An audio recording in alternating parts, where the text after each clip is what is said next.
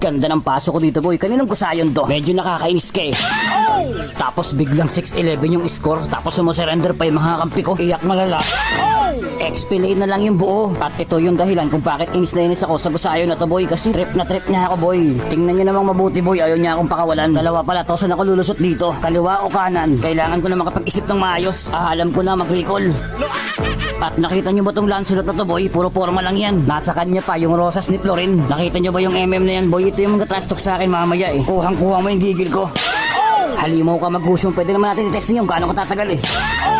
Sa puntong to, naghiwalay talaga yung katawan ko sa kaluluwa ko, boy. Padyak, tapos sabayan mo ng all. Ang sakit, recall.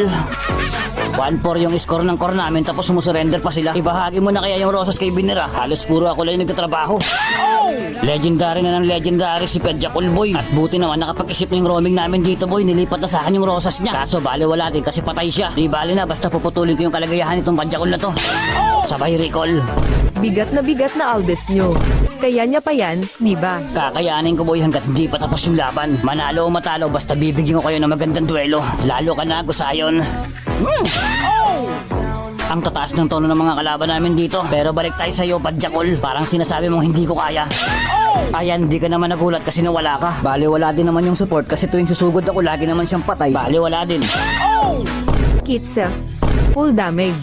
Nagulat si Padjakol sa pinakita kong damage, boy. Pues hindi pa ako tapos, boy. Ito, panoorin mo kung paano mawala.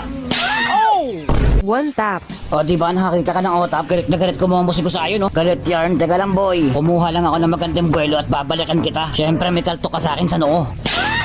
Dito bala ko dumerger kasi nakabang pala sa akin si Padjakol. Buti mabilis kamay ko kaya ako yung nakapag-recall. 2-10-2 ang score ng core namin, boy. Napakalala, diba? Sa puntong to nakapag-isip na ng maayos yung Gusion. Hindi ko na siya ma-one-tap, boy. Nag-yellow ba naman at umimba? Ako lang naman mag-isa. Kapag nawala ako, wala na.